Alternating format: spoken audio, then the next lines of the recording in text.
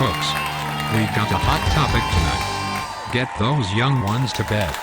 Buckle up. We are talking, once again, to Miss Troublemaker herself, Jenny Jerguson, author of Grow Up Church.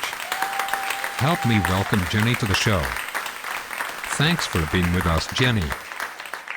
It's great to be here, and thank you for having me on.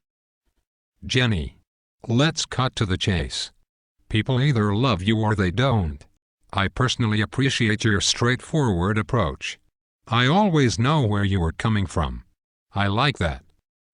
Right. So do I, Larry. Straight shooters. So let's get right to it. You say in the book, Grow Up Church, that most people are playing church and that most do not know the first thing about the Bible. Can you shed some light on that comment? Yes, I would be happy to. Larry, you consider yourself a believer? Yes. I go to church. I know a good amount about the Bible.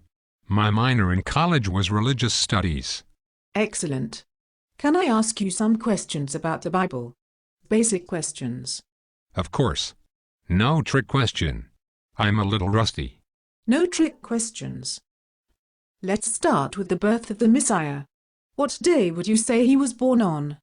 December 25th. All right. And how many kings came to this event? 3 wise men. They brought frankincense, myrrh, gold. 3 kings and 3 gifts. Excellent. King Herod called for the murder of all male children 2 years old and under. Is that true or false? True. I'm batting 100. Don't hate. Appreciate. Would you agree that most Christians would approve of your answers? I would concur. Yes. Most would be in agreement with my answers. Unfortunately. Oh boy. I knew it. Knew what? It was a trap. I took the bait. December 25th is incorrect. That date was selected in the 4th century. No one celebrated the birth of the Messiah for the first 300 years. Are you sure December 25th isn't in the Bible? Yes. I'm 100% positive. But did you hear what I said? For the first 300 years, no one celebrated the birth of the Messiah. That is critical to this discussion. Critical. Why? When you find the origins of the celebration, you will know full well where they came up with December 25th. But let's continue on. All right. Please go on. I'm 0 for 1. We are never told how many kings came to give gifts to the Messiah. It is only an assumption based on the 3 types of gifts that were mentioned. 3 gifts from 3 kings. It never says that. It says, after coming into the house they saw the child with Mary his mother, and they fell to the ground and worshipped him. Then, opening their treasures, they presented to him gifts of gold, frankincense, and myrrh. Please note that it says they came to the house of Mary and Joseph. This is not the manger scene. Also note, it says, gifts of gold, frankincense, and myrrh. Gifts of gold. Gifts of frankincense. Gifts of myrrh. It isn't the manger scene. It is in the movies. All the plays. All the books. Are you certain the Bible doesn't say the kings brought gifts to the manger? Let's put that back on you. Are you sure? Are you sure you know what the Bible says? Or are you just going along with the other 2 billion people? Let's review. You claimed to know the birth date of the Messiah. This is going to hurt. You said there were 3 kings. You believed that the 3 kings showed up at the manger in Bethlehem. Please tell me my mom isn't watching. You have the date, time, location, and order of events completely twisted up. I did get the true and false question right. Yes, you did get that right. Great work. King Herod really had it in for this child king. All the boys 2 and under. We should ask the question. Why would King Herod order the death of children 2 and under, if the child he wants dead was just born? That's troubling.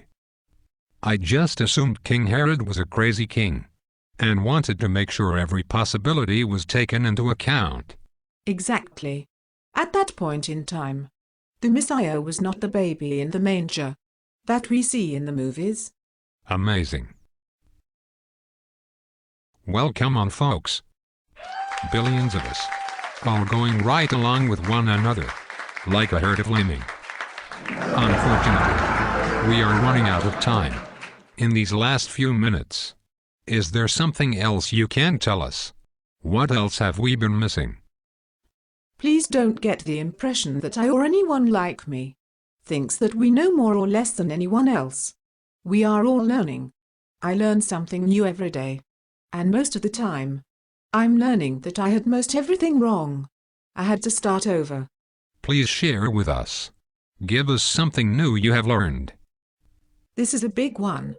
It has to do with the death and resurrection of the Lord. Are you sure you want to hear it? Oh boy, maybe not. I'm kidding. Please go on. Everyone is familiar with Good Friday and Easter Sunday. Most every Christian believes Jesus was crucified on Friday and rose on Sunday morning. Absolutely. No question about that. Everyone believes that Jesus died and was placed in the tomb just before Friday sunset, and that he rose from the dead on the dawn of Sunday. Exactly 3 days. Just like he said he would. 2 billion people believe this. And what is wrong with that? Friday, Saturday, Sunday. Friday evening until the dawn of Sunday is 36 hours. It is only half of the time required to fulfill the prophecy. Friday evening to Sunday morning is 3 days. 1, 2, 3. Friday, Saturday, Sunday. 1, 2, 3. Duck, duck, goose. Knock, knock. Who's there? 3 days. Larry, I knew this was going to be a little harder to accept. Let's just stay with the math and worry about the rest later. From Friday noon until Sunday noon is how many hours? It is 3 days. 72 hours. It isn't a trick question. Friday noon until Saturday noon is how many hours? Everybody knows that. 24 hours.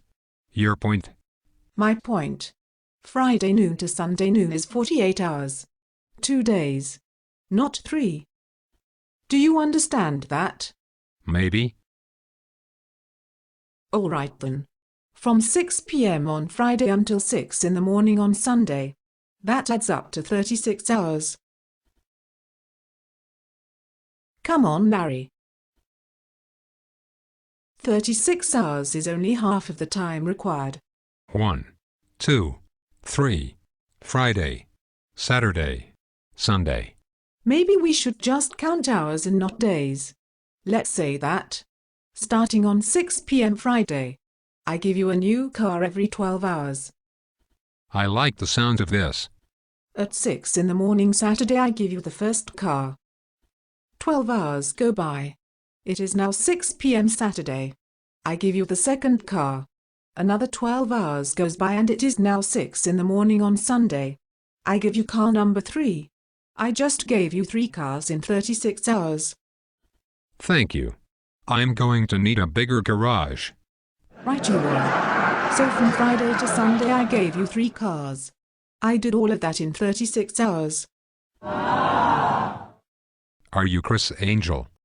It sounds like we are out of time. Thank you for having me on. Wow. I thought I was the host. What is the hurry? We have a caller. Is he on? Hello caller, welcome to the show.